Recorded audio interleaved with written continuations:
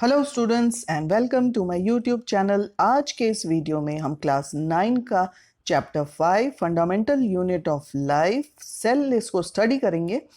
और स्टार्ट करते हैं हम एक कंसेप्ट मैपिंग से कि किस तरह से हम इस चैप्टर में क्या क्या स्टडी करेंगे। टाइप्स ऑफ ऑर्गेनिजम्स को हम स्टडी करेंगे, टाइप्स ऑफ सेल्स हैं, जो डिफरेंट कंपोनेंट्स हैं सेल्स के उनको हम स्टडी करेंगे, क्या डिफरेंस है प्लांट सेल और एनिमल सेल में। तो ये हमारा एक माइंड मैपिंग रहेगा जिसको हम इस चैप्टर में स्टडी करेंगे। तो आइए आगे बढ़ते हैं। तो अब जैसे हमारा चैप्टर है सेल, अब इसमें आप जो फिगर में देख रहे हैं अनियन पील, तो अनियन पील इसमें हमें स्मॉल बॉक्सेस यहाँ पर आपको नजर आ रहे हैं जो सेल्स हैं। So that means all living organisms or all living forms they are composed of microscopic units जिनको हम सेल कह रहे हैं। और माइक्रोस्कोपिक यूनिट क्यों कह रहे हैं? क्योंकि ये इसको हम नेकेड आई से नहीं देख सकते, इसको हम देखते हैं बाय यूजिंग अ माइक्रोस्कोप। और एक सेल की डेफिनेशन क्या है इसको देखते हैं। A cell is a basic structural and functional unit of all life forms. तो ये हमारी सेल की डेफिनेशन है। Next, study of structure and composition of cell is called cytology. तो जो सेल्स को हम स्टडी कर रहे हैं उसके स्ट्रक्चर को और उसके कॉम्पोजिशन को, ये दोनों ही इन बातों को हम देखेंगे इस चैप्टर के अंदर। तो इसकी स्टडी को हम क्या करें, इसकी स्टडी को हम कह रहे हैं cytology. So cell was first of all discovered and observed by Robert Hooke in a thin dead slice of cork in year 1665। तो आप अगर अपने पेरेंट्स या दादा दादी से पूछेंगे तो उस जमाने में बॉटल्स के ऊपर जो है ढक्कन नहीं हुआ करते थे, उसमें कॉर्क फिट किया जाता था, जो लकड़ी का एक टुकड़ा होता था, पेड़ से लिया हुआ होता था, जिसको हम कॉर्क कह रहे हैं। और उसकी थिन स्लाइस में रॉबर्ट हुक ने सेल ऑब्जर्व किए थे। तो वो सेल्स कैसे थे? डेड सेल्स थे। उसके बाद first free living cell was discovered by AV Leeuwenhoek in 1674। Next हम देखते हैं वर्ड है प्रोटोप्लाज्म। अब प्रोटोप्लाज्म क्या है? प्रोटोप्लाज्म जो है वो एग्रीगेट है किसका? Cell organelles and nucleus. तो एक सेल के अंदर क्या है? सेल ऑर्गेनेल्स है और न्यूक्लियस प्रेजेंट है। तो ये टुगेदर क्या फॉर्म कर रहा है? ये टुगेदर फॉर्म करता है प्रोटोप्लाज्म। और इन सेल ऑर्गेनेल्स और न्यूक्लियस, इसके साथ साथ जो साइटोप्लाज्म है, साइटोप्लाज्म में हमें और क्या देखने को मिलता है? वाटर प्रेजेंट है, उसमें डिफरेंट सॉल्ट्स हैं, डिफरेंट ऑर्गेनिक मॉलिक्यूल्स हैं, प्रोटीन्स, कार्बोहाइड्रेट्स, फैट्स, ये सभी जो है उसमें जो साइटोप्लाज्म पार्ट है उसके अंदर ये सब प्रेजेंट होते हैं। And its consistency differs under different condition.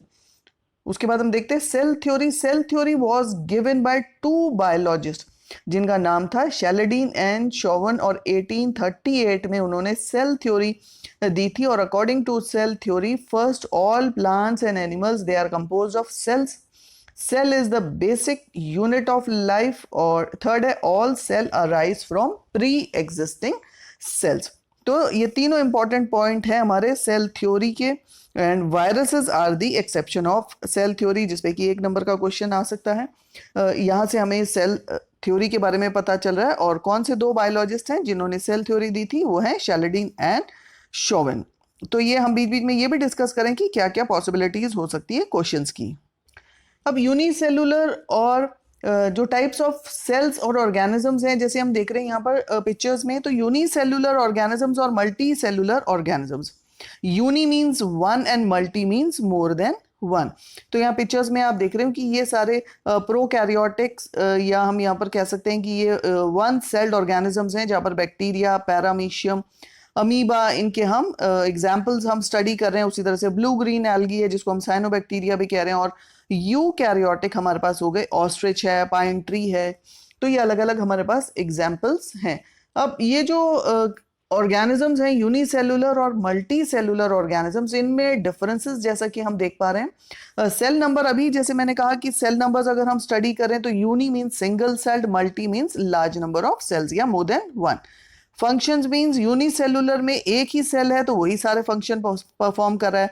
और मल्टी सेलुलर में क्योंकि बहुत सारे सेल्स हैं और जो स्पेसिफिक फंक्शंस के लिए अलग अलग सेल्स प्रेजेंट हैं। नाउ डिवीजन ऑफ लेबर जो है it is not performed in unicellular, लेकिन ये हमें मल्टी सेलुलर ऑर्गेनिजम्स में देखने को मिलता है। रिप्रोडक्शन जो है इसमें यूनिसेलुलर में only single same one sailed is involve, और मल्टी सेलुलर में हम देखें तो जर्म सेल्स इसमें प्रेजेंट होते हैं which takes part in reproduction. Life span unicellular का शॉर्ट है, मल्टी सेलुलर का जो है लॉन्ग है। तो ये भी सारे एग्जांपल्स, यहाँ पर हम एग्जांपल्स अभी हमने स्टडी किए हैं तो एग्जांपल्स हम देख रहे हैं। यहाँ पर हम यूनी और मल्टी सेलुलर में डिफरेंस देख रहे हैं, तो यहाँ पर भी पॉसिबिलिटी है क्वेश्चंस की।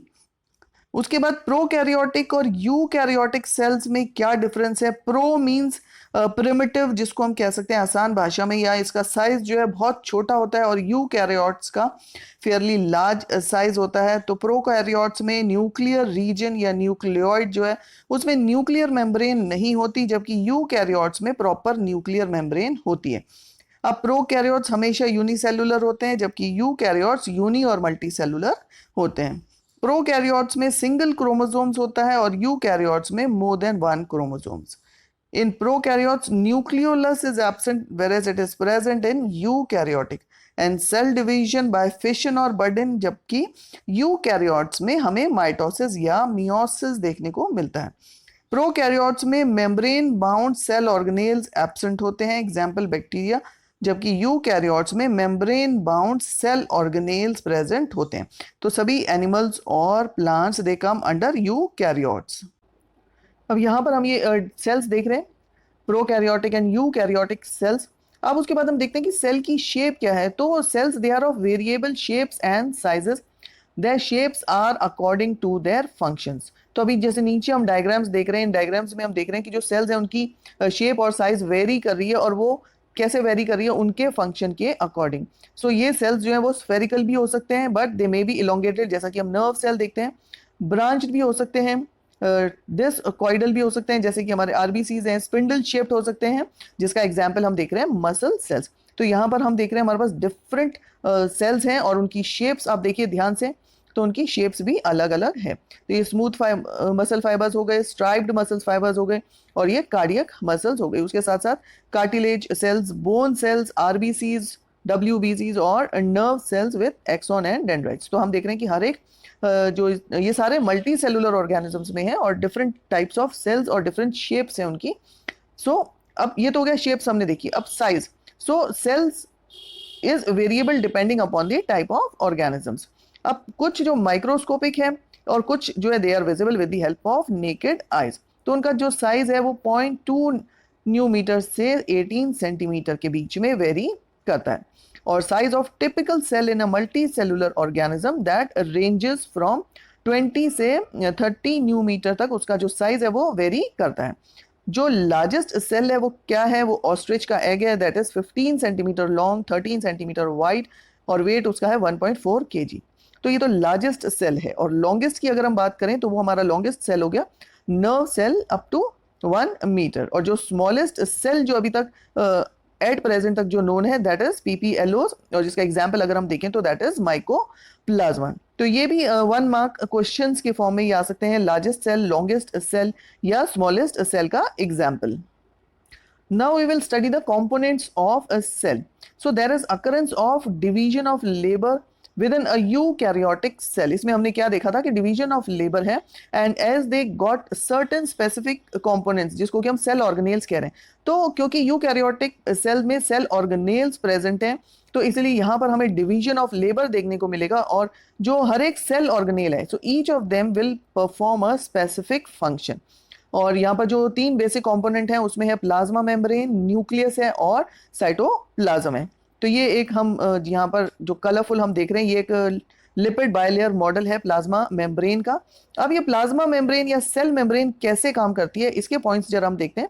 तो प्लाज्मा मेम्ब्रेन ये क्या है, सेलेक्टिवली परमिएबल इन नेचर है। मीन सेलेक्टिवली परमिएबल का क्या मतलब हुआ कि it allows only, selectively permeable means it allows or permits the entry and exit of some material। हर एक सब्सटेंस को ये अंदर आने और बाहर जाने के लिए नहीं देती, सेलेक्टिवली परमिएबल ये होती है। Cell membrane is also called as plasma membrane और प्लाज्मा लेमा। नेक्स्ट पॉइंट अगर हम देखें तो it is the limiting boundary of each cell which separates the cytoplasm from its surrounding. तो प्लाज्मा मेम्ब्रेन को अगर हम देखें तो ये क्या कर रहा है, ये प्लाज्मा मेम्ब्रेन सपोज है, तो ये जो बाहर के एनवायरनमेंट है उसको अंदर के जो सेल ऑर्गेनेल्स हैं उससे सेपरेट करता है। और ये दोनों प्लांट्स और एनिमल्स दोनों में प्रेजेंट है। It is the outermost covering of the cell in case of animals and lies below the cell wall in case of plants. तो अगर हम ये देखें तो ये हमारा एनिमल सेल हो गया, और अगर प्लांट सेल की हम बात करें तो उसमें ये प्लाज्मा मेम्ब्रेन है, और प्लाज्मा मेम्ब्रेन कहाँ है, वो सेल वॉल के अंदर की तरफ। अब ये जो मैंने ड्रॉ किया इसको हम सेल वॉल मान सकते हैं, ये सेल वॉल है, और ये जो अंदर हम देख रहे हैं ये हमारी प्लाज्मा मेम्ब्रेन है। सो इट इज, और ये किसकी बनी होती है, it is made up of proteins and lipids, जहां पर की प्रोटीन्स जो हैं these are sandwich between bilayer of lipids.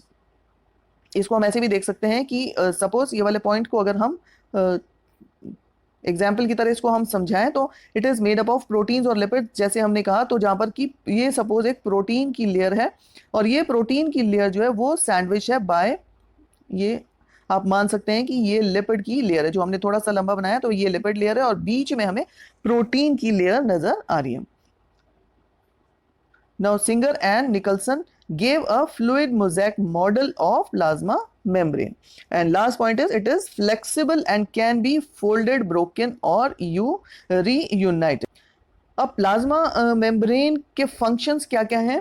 सो पहला फंक्शन है, it regulates the movement of molecules inside and outside the cell, and second it helps in maintaining the distinct composition of the cell. Second हम देखें तो transportation of molecules across the plasma membrane, plasma membrane के across जो molecules है वो कैसे transport हो रहे हैं। अभी हमने जो ए पॉइंट में देखा था कि मूवमेंट हो रहा है मॉलिक्यूल्स का अंदर और बाहर, तो यहां पर दो प्रोसेसेस इन्वॉल्व हो रहे हैं जिसको हम कह रहे हैं डिफ्यूजन एंड ऑस्मोसिस। क्या डिफरेंस है दोनों में? जैसे कि यहां पर आप देख रहे हैं डिफ्यूजन में क्या है, हाई कंसंट्रेशन से जो मॉलिक्यूल्स हैं वो लो कंसंट्रेशन की तरफ मूव कर रहे हैं, इसको हम कह रहे हैं डिफ्यूजन। और ऑस्मोसिस के अंदर क्या है, movement of particles, that means solute particles move नहीं कर रहे, ओनली सॉल्वेंट पार्टिकल मूव कर रहे हैं, जहां पर कि एक सेमी परमिएबल मेम्ब्रेन है, और जबकि डिफ्यूजन के अंदर ये सेमी परमिएबल मेम्ब्रेन नहीं होती। तो एक बार इनकी हम डेफिनेशन देखें। डिफ्यूजन क्या कह रहा है, मूवमेंट ऑफ सॉल्यूट और ions from higher concentration to low concentration, जैसे कि इस डायग्राम में भी आप देख रहे हैं हायर कंसंट्रेशन से लो कंसंट्रेशन की तरफ जा रहा है, तो इसको हम कह रहे हैं diffusion, and it does not require energy. तो यहां पर एनर्जी की रिक्वायरमेंट नहीं है, इसलिए हम इसको क्या कह रहे हैं, पैसिव ट्रांसपोर्ट। अब ऑस्मोसिस में क्या हो रहा है कि मूवमेंट ऑफ सॉल्वेंट और वाटर, मींस हमने जैसे स्टडी किया था सॉल्यूट और सॉल्वेंट, तो हम यहाँ पर सॉल्वेंट की बात करें या वाटर, वो जो है वो हाई कंसंट्रेशन से लो कंसंट्रेशन की तरफ मूव कर रहा है through a semi permeable membrane, जिसको हम ऑस्मोसिस कह रहे हैं। तो हमें ये ध्यान रखना है कि यहाँ पर जो है सेमी परमिएबल जरूर आएगा, और यहाँ पर मूवमेंट हो रहा है फ्रॉम हायर कंसंट्रेशन से लो कंसंट्रेशन की तरफ। Now osmosis can also be called as diffusion of solvents. अब दो प्रोसेसेस हैं यहाँ पर, endosmosis means movement of solvent into the cell, तो एंड मतलब अंदर की तरफ जाना, तो सॉल्वेंट जो है वो सेल के अंदर मूव कर रहा है, और एक्स माने बाहर की तरफ निकलना, so movement of solvent outside the cell, cell में से जब सॉल्वेंट जो है वो बाहर निकल रहा है तो उसको हम कह रहे हैं एक्स ऑस्मोसिस, और बाहर से अंदर जा रहा है तो वो हमारा एंड ऑस्मोसिस कहला रहा है। Now types of solutions on the basis of concentration and its effect on cell. तो यहाँ पर हमारे पास 3 कंडीशंस हैं, हाइपर, आइसो और हाइपोटोनिक। तो यहाँ पर जैसे हम देख रहे हैं कि जो हमारा हाइपरटोनिक है उसमें एक्स ऑस्मोसिस हो रहा है, और जो हमारा हाइपोटोनिक है उसमें एंड ऑस्मोसिस का प्रोसेस है। अब इसमें ये तीनों प्रोसेसेस क्या हैं जरा इनको भी हम जान लेते हैं। तो आइसोटोनिक की अगर हम बात करें तो आइसोटोनिक के अंदर क्या हो रहा है, when the concentration of the solution outside the cell is equal to the concentration of cytoplasm of the cell. Means अगर ये किसी सॉल्यूशन के अंदर, अगर हमने सपोज ये सेल रखा हुआ है, तो जो कंसंट्रेशन है ये सॉल्यूशन की कंसंट्रेशन सेल के बाहर और सेल के अंदर, तो दोनों तरफ कंसंट्रेशन ये बराबर होगी, तो ये हमारा हो गया आइसोटोनिक सॉल्यूशन। सेकंड है हमारा hypertonic, when the concentration of solution outside the cell is more than inside the cell.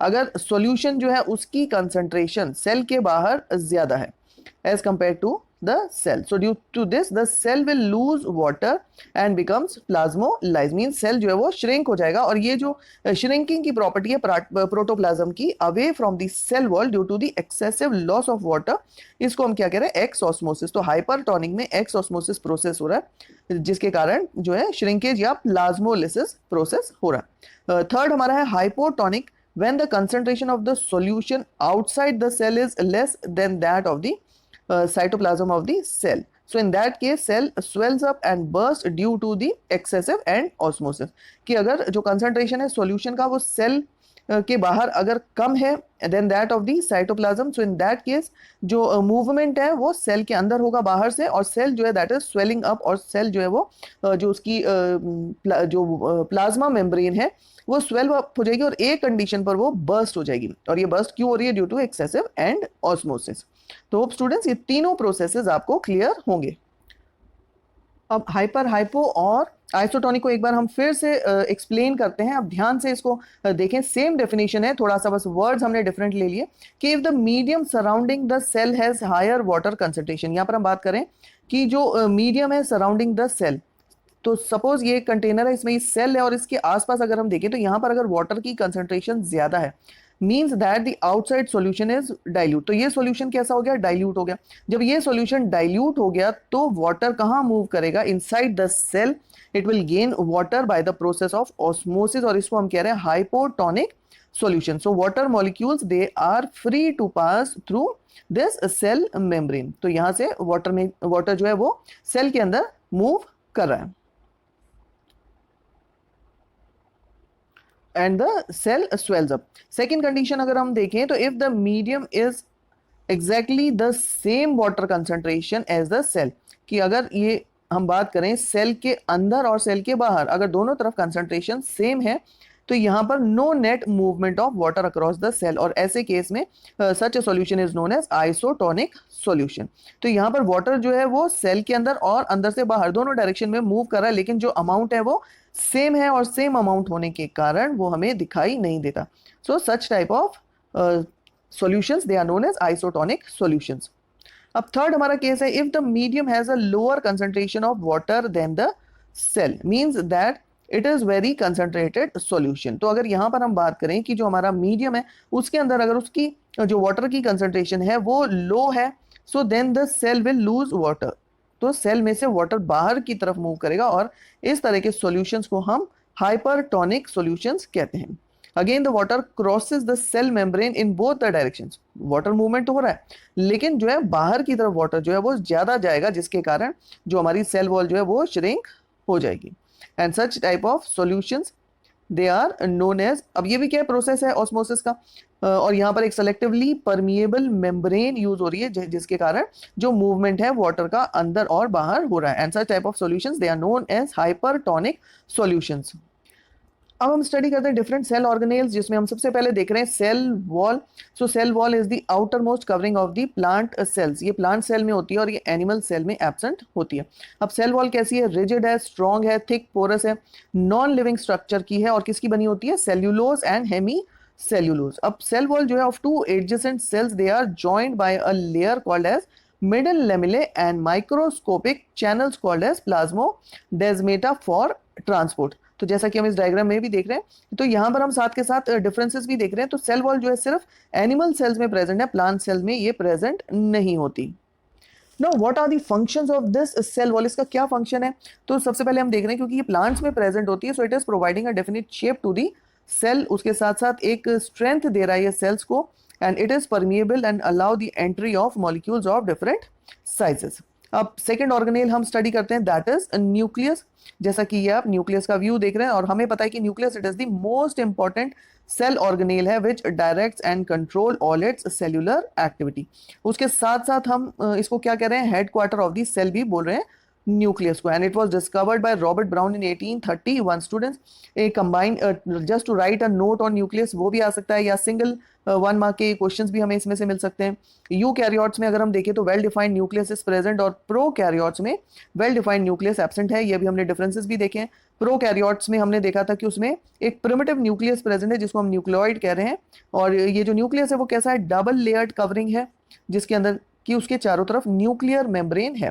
अब nuclear membrane it has pores which regulate the movement of materials in and out. क्योंकि उसमें छोटे छोटे pores हैं तो उसके कारण जो मूवमेंट है मॉलिक्यूल्स का वो अंदर बाहर इजीली हो सकता है। नाउ बिसाइड्स न्यूक्लियर मेम्ब्रेन और क्या क्या है न्यूक्लियस के अंदर? इट कंटेन्स न्यूक्लियोलस और क्रोमैटिन मटेरियल इसमें प्रेजेंट होता है। Now chromatin material is made up of DNA and protein that ultimately condense and form chromosomes. Now अब ये क्रोमोसोम्स क्या है? क्रोमोसोम्स या क्रोमैटिन मटेरियल जो है इसमें, जैसे अभी हमने देखा क्या है? डीएनए है which stores and transmit heredity information for the cell to function, grow and reproduce. तो इस क्रोमोसोम में हेरिडिटी इंफॉर्मेशन प्रेजेंट होती है। Now the functional segment of DNA, DNA का फुल फॉर्म क्या है? डीऑक्सी राइबो न्यूक्लिक एसिड, और इसका फंक्शनल सेगमेंट जो है उसको हम क्या कह रहे हैं? Gene. Now, what are the function of this nucleus? First is to control the metabolic activities of the cell and regulates the cell cycle. Second, it helps in the transmission of heredity characters. Heredity characters का transmission हो रहा है इसमें parents से offsprings में। अब next organelle की हम बात करें तो हम देख रहे हैं साइटोप्लाज्म। साइटोप्लाज्म क्या है? द लिक्विड पार्ट इन विच जो सेल ऑर्गेनेल्स हैं वो उसमें फ्लोट करते हैं, जैसे कि आप एरो से भी देख रहे हैं। And cytoplasm was first of all discovered by Kolliker in 1862। So it is the site of both biosynthetic and catabolic pathways. अब इसको हमने दो पार्ट्स में डिवाइड किया है, एक है साइटोसोल और दूसरा है सेल ऑर्गेनेल। तो साइटोसोल देखें सबसे पहले कि साइटोसोल क्या है? जो एक्वस सॉल्युबल पार्ट है जिसमें various fibrous proteins are present forming cytoskeleton जो बना रहा है, और जिसमें 90% वाटर है, 7% प्रोटीन्स है, 2% कार्बोहाइड्रेट्स प्रेजेंट है एंड 1% अदर मटेरियल्स। तो इसको हम साइटोसोल कह रहे हैं। दूसरे हैं सेल ऑर्गेनेल्स जो कि लिविंग पार्ट है सेल्स के। They are having definite shape, structure, function bounded by plasma membrane. There are single membrane bound, double membrane bound and non-membrane bound cell organelles। तो ये सारे सेल ऑर्गेनेल्स कहाँ पर present होते हैं? ये साइटोप्लाज्म के अंदर प्रेजेंट होते हैं। तो अब इनके एग्जांपल्स भी हम देखते हैं, नीचे एग्जांपल्स दिए हुए हैं। तो सबसे पहले जो सिंगल मेम्ब्रेन बाउंड हमारे सेल ऑर्गेनेल्स क्या है? एंडोप्लाज्मिक रेटिकुलम है, लाइसोसोम है, गोल्जी बॉडीज है, वैक्यूल्स है। तो ये सारे हमारे जो है ये single membrane bound cell organelles हैं। उसके बाद जो डबल मेम्ब्रेन बाउंड और सेल ऑर्गेनेल्स हैं उसमें माइटोकॉन्ड्रिया है, प्लास्टिड्स हैं। अब इन दोनों में जो है उनका अपना डीएनए होता है माइटोकॉन्ड्रिया और प्लास्टिड्स के अंदर। थर्ड अगर हम देखें जिसमें मेम्ब्रेन्स ही नहीं होती वो है राइबोसोम, सेंट्रोसोम और माइक्रोट्यूब्यूल्स। तो इनमें no membrane is present. Now अब next cell organelle is endoplasmic reticulum. अब ये एंडोप्लाज्मिक रेटिकुलम क्या है? It is a network of membrane bound tubules and sheets present in the cytoplasm. तो ये एक जो है मेम्ब्रेन बाउंड ट्यूब्यूलर स्ट्रक्चर इसमें प्रेजेंट है, जैसे कि अभी हमने यहाँ पर ऊपर भी देखा था कि जो है सिंगल मेम्ब्रेन इसमें होती है। ईआर का एग्जांपल हमने देखा था, सिंगल मेम्ब्रेन बाउंड है and it was discovered by Porter, Claude and Fullam and these are present in all cells except prokaryotes and mammalian erythrocytes. तो मेमेलियन इरिथ्रोसाइट्स और जो है प्रोकैरियोट्स में ये प्रेजेंट नहीं होती। तो यहाँ पर हम डायग्राम भी देख रहे हैं। RER means rough endoplasmic reticulum और SER means smooth endoplasmic reticulum. तो ये दोनों उनका जो स्ट्रक्चर है, उनका जो अगर हम उसको टच करके भी देखें तो, या उसका सरफेस की अगर हम बात करें तो जो RER है उसका सरफेस जो है वो रफ है और SER का सरफेस जो है वो स्मूथ होता है। अब RER या रफ एंडोप्लाज्मिक रेटिकुलम और स्मूथ एंडोप्लाज्मिक रेटिकुलम में डिफरेंस क्या है? सो पहला है मेड ऑफ ट्यूब्यूल्स मेनली, और इसमें it is made of cisternae and vesicles. Smooth की अगर हम बात करें तो help in steroid, lipids and polysaccharide synthesis, जबकि जो रफ एंडोप्लाज्मिक रेटिकुलम है it helps in protein synthesis. Now ribosomes are absent in SER and it helps in membrane biogenesis, जबकि रफ एंडोप्लाज्मिक रेटिकुलम जो it contains ribosome on its surface. तो ribosome के कारण ही RER जो है वो rough होता है। नाउ फंक्शंस क्या है इसके? It is the only organelle which serve as a channel to transport the material between various region of cytoplasm and between cytoplasm and nucleus। क्योंकि यही एक organelle है जो कि एक channel बना रहा है for transport of materials। Second point, it also functions as a cytoplasmic framework की तरह ये काम कर रहा है, और वो क्या कर रहा है? It is provide surface for some biochemical activities के लिए कुछ सरफेस प्रोवाइड कर रहा है और फॉर्म कर रहा है endoskeleton of cells. Next, it helps in the synthesis of fats, proteins, steroids, and cholesterol. Now, SER plays a crucial role in detoxification of drugs and poisonous byproducts. तो उनका जो है डिटॉक्सिफिकेशन में SER जो है वो एक इंपॉर्टेंट रोल प्ले करता है। उसके साथ साथ जो ई पॉइंट हम देख रहे हैं दैट इज मेम्ब्रेन बायोजेनेसिस, जिसके ऊपर एक कभी क्वेश्चन आ जाता है कि protein and lipids produced by ER they are used to produce cell membrane. तो जो लिपिड्स और प्रोटीन्स हैं वो एंडोप्लाज्मिक रेटिकुलम यूज करके सेल मेम्ब्रेन बना रहा है, जिसको हम मेम्ब्रेन बायोजेनेसिस कह रहे हैं। Now next cell organelle is Golgi apparatus. Golgi apparatus consist of a system of membrane bound fluid vesicles which are arranged parallel to each other in the form of stacks, जिसको हम cisternae कह रहे हैं, along with some large and spherical vacuoles. It was also discovered by Camillo Golgi तो इसी के नाम पे, साइंटिस्ट के नाम पर ही इसका नाम रखा गया है, Golgi apparatus. Now it is absent in prokaryotes, mammalian, RBCs and sieve cells. तो यहाँ पर ये गोल्जी अपैरेटस एब्सेंट होता है। तो ये हम यहाँ पर डायग्राम भी देख रहे हैं गोल्जी अपैरेटस का। अब इसके फंक्शंस क्या क्या हैं? It includes the storage, modification, packaging and secretion of products of vesicles. It second है, it involve in the formation of lysosome. It is secretory in nature, it helps in melanin synthesis, और उसके साथ साथ it is involve in the synthesis of cell wall and plasma membrane too. अब students, ये जो हम सुंदर सा चित्र देख रहे हैं ये माइटोकॉन्ड्रिया का है, और जैसे कि हमने देखा था ये डबल बाउंडेड जो मेम्ब्रेन है, जैसा कि आप देख रहे हैं कि बाहर जो है वो एक लेयर बाहर है और अंदर की लेयर जो है, इसका स्ट्रक्चर ऐसे बाहर की लेयर और अंदर की लेयर जो है वो इसकी फोल्डेड है। तो ये डबल मेम्ब्रेन स्ट्रक्चर है and it is a rod shaped structure which is found in cytoplasm, और ये यूकैरियोटिक सेल्स में प्रेजेंट है एक्सेप्ट मेमेलियन आरबीसीज के अंदर, वहां पर ये प्रेजेंट नहीं होता, और ये जो है प्रोकैरियोट्स में भी एब्सेंट होता है। First it was seen by Kolliker in insect cell in 1880. It is also called as powerhouse of the cell or the storage battery. Again, one mark question, which cell organelle is known as the powerhouse? So it is the mitochondria, और ये double membrane structure है जहाँ पर कि outer membrane that has it is having specific protein, while जो inner membrane जैसे अभी मैंने बताया वो folded है in the form of chambers जिसको हम क्रिस्टी कह रहे हैं, और माइटोकॉन्ड्रिया का अपना डीएनए और राइबोसोम्स होता है। नाउ फंक्शन क्या है माइटोकॉन्ड्रिया का? मेन फंक्शन है to store and release the energy in the form of ATP, adenosine triphosphate, और ये एनर्जी करेंसी है सेल का। तो ये भी एक 1 मार्क क्वेश्चन फॉर्म हो सकता है। It is the site for cellular respiration, यहाँ पर सेल्यूलर रेस्पिरेशन हो रहा है in which ATP is produced. Now next cell organelle is ribosomes. Now ribosomes हमें पता है these are the sites for protein synthesis. All structural and functional proteins, they are coded by the nuclear DNA and are synthesized upon cytoplasmic ribosomes. So this DNA codes are transcripted into messenger RNA. Now which comes out of the nucleolus and translated by ribosome attached to RER in the form of proteins.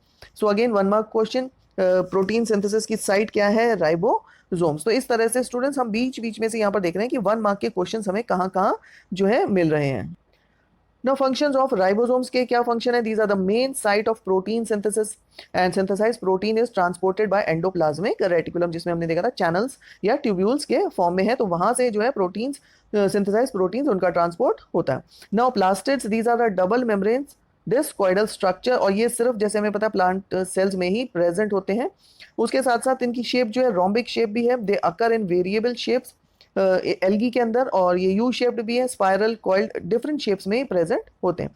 Now depending upon the type of the pigment, अब इनमें जो pigment का colour है उसके ऊपर depend करके जो plastids हैं वो 3 टाइप्स के होते हैं, जैसे कि हमें नाम से ही पता चल रहा है। जो ल्यूको मीन्स कलरलेस की अगर हम बात करें, और ये ल्यूकोप्लास्ट जो है इसका प्राइमरी फंक्शन क्या है? Storage of starch, oil and proteins.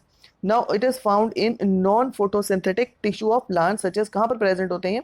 Roots में प्रेजेंट है, सीड्स में प्रेजेंट है, and they can change into other type of plastids, तो दूसरे प्लास्टिड्स में ये कन्वर्ट हो सकते हैं, ल्यूकोप्लास्ट। सेकेंड है क्रोमोप्लास्ट। अब ये कलर्ड प्लास्टिड्स होते हैं एक्सेप्ट ग्रीन, ग्रीन के अलावा जो भी कलर है वो क्रोमोप्लास्ट में आएगा, and it imparts colour to fruits and flowers में जो कलर्स है that is because of chromoplast. और थर्ड जो है वो है हमारा chloroplast, chloro means green, so it is green in colour, और ये एरियल पार्ट्स ऑफ प्लांट्स में प्रेजेंट है, तो जहां भी हमें ग्रीन कलर नजर आ रहा है वहां पर जो है दैट इज क्लोरोप्लास्ट, और जो भी हमें कलरफुल पेटल्स नजर आते हैं उसमें chromoplast. Now these are found only in plant cells and helps in the process of photosynthesis, जिसमें क्लोरोप्लास्ट यहाँ पर यूज हो रहा है, और इसको हम क्या कह रहे हैं? Kitchen of cell in plants. तो अगेन 1 मार्क क्वेश्चन कि हम किसे kitchen of cell in plants कह रहे हैं, तो ये हमारा आंसर इसका क्या हो गया? क्लोरोप्लास्ट। ये आप यहाँ पर डायग्राम भी देख रहे हैं, कितना सुंदर सा यहाँ पर डायग्राम बना हुआ है। अब क्लोरोप्लास्ट जो है इसके 2 पार्ट्स हैं, जैसा कि हम देख रहे हैं, एक हो गया इसका ग्रैना पार्ट और दूसरा है इसका स्ट्रोमा पार्ट। तो यहाँ पर हमें दोनों ही पार्ट्स नजर आ रहे हैं, तो ये हमें यहाँ पर स्ट्रोमा पार्ट नजर आ रहा है और यहाँ पर हमें ये ग्रैना पार्ट इसका नजर आ रहा है। अब दोनों में क्या डिफरेंस है वो देखते हैं। तो जो ग्रैना है it consist of a lamellar system, और ये जो है लेयर्ड के फॉर्म में है on top of each other. तो जैसा कि यहाँ पर आप देख रहे हैं कि ये लेयर्स हैं, और ये लेयर्स आपको नजर आ रही है एक दूसरे के ऊपर, ये लेयर्स हैं। So these stacks are called as grana. ये जो आपको लाइट कलर में दिख रहे हैं, यहाँ पर हमें ये इस तरह से स्ट्रक्चर दिख रहा है एक के ऊपर, तो ये एक लेयर्स के फॉर्म में है जिसको हम ग्रैना कह रहे हैं। And each granum of the Chloroplast is formed by superimposed closed compartments called as thylakoids. इसका फंक्शन क्या है कि it is these are the sites of light reaction of photosynthesis as they contain photosynthetic pigment. इसके अंदर chlorophyll present होता है और यहाँ पर जो है ये साइट है फोटोसिंथेसिस की। सेकेंड हम देख रहे हैं स्ट्रोमा, ये ग्रैन्युलर जो ट्रांसपेरेंट सब्सटेंस है जिसको मैट्रिक्स कह रहे हैं। Grana are embedded in it. Besides grana, they also contain lipid droplets, starch grains and ribosomes.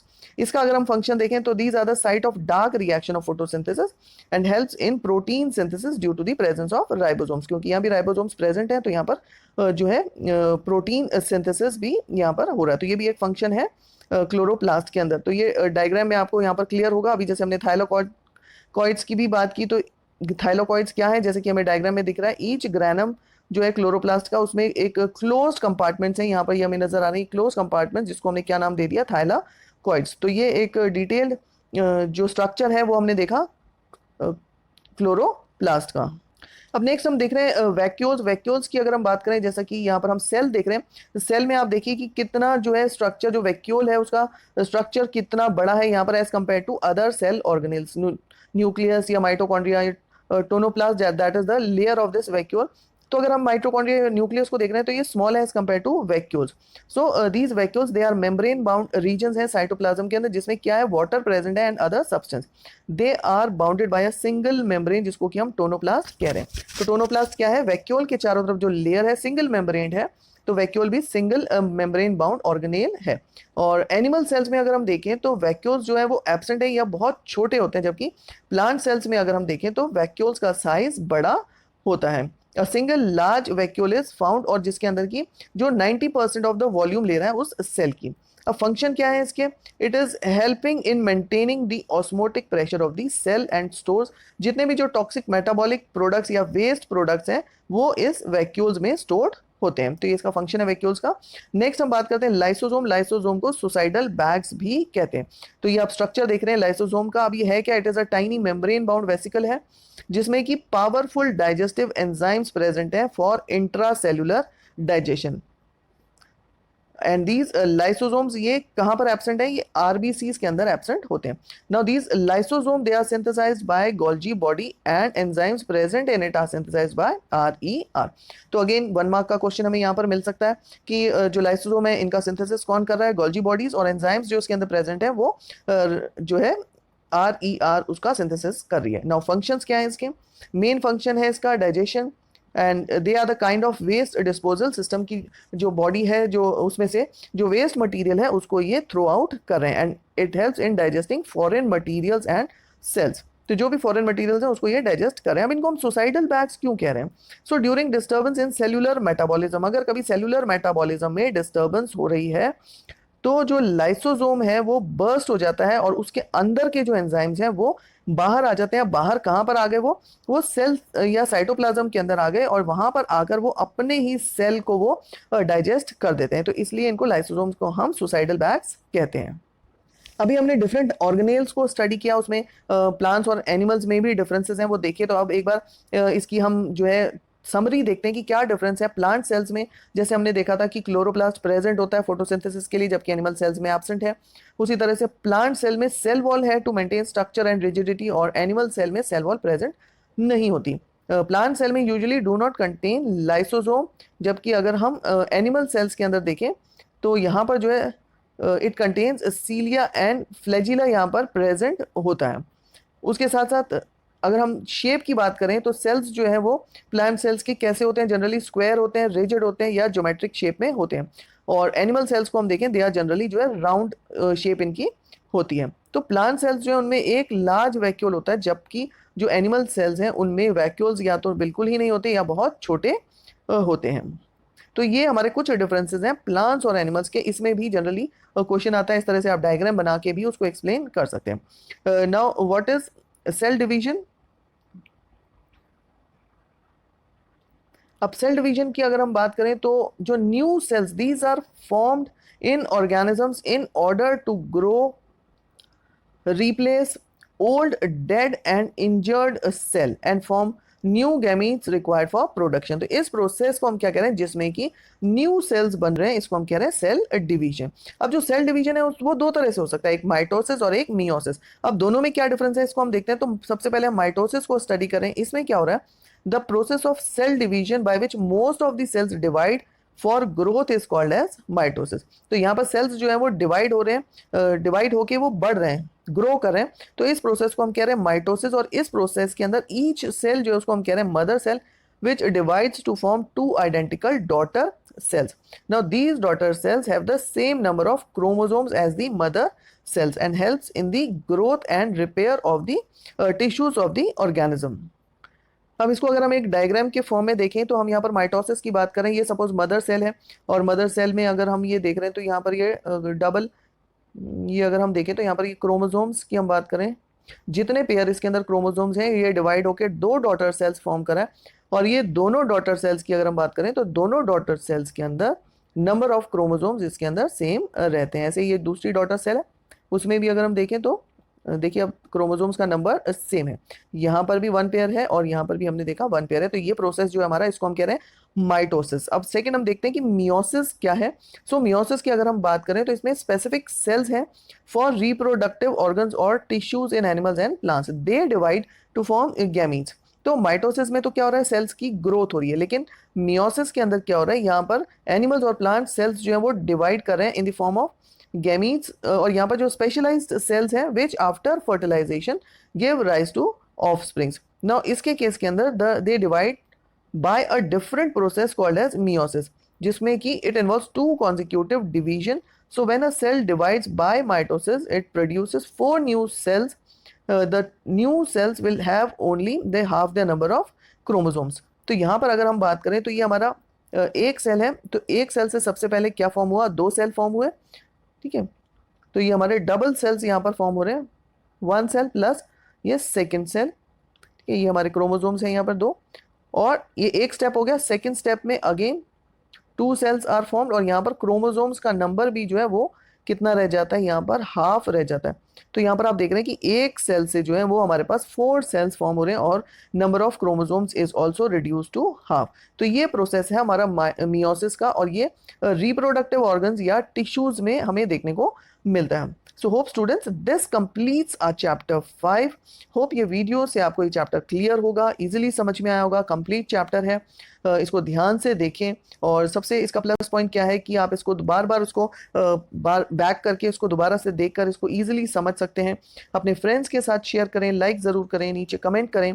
और इससे रिलेटेड एक एक्टिविटी जो हमारा प्रैक्टिकल भी है कि किस तरह से जो सेल्स हैं, सेल्स को हमने माइक्रोस्कोप में देखा, तो एक हमने अनियन पील की स्लाइड जो कि हमारे प्रैक्टिकल में भी है, तो उसका एक वीडियो मैंने अपलोड किया है, तो उसका लिंक आप नीचे डिस्क्रिप्शन बॉक्स में देख सकते हैं, और वो प्रैक्टिकल भी उस वीडियो के थ्रू आप कर सकते हैं। And hope students comment section में कमेंट जरूर कीजिएगा कि ये कैसे आपको चैप्टर लगा, और उसके बाद इसके क्वेश्चन आंसर्स, उसका भी अगर आप वीडियो चाहेंगे तो एनसीईआरटी के क्वेश्चन आंसर्स का वीडियो जब अपलोड हो जाएगा उसका लिंक आप नीचे डिस्क्रिप्शन बॉक्स में देख सकते हैं। And thank you for watching this video.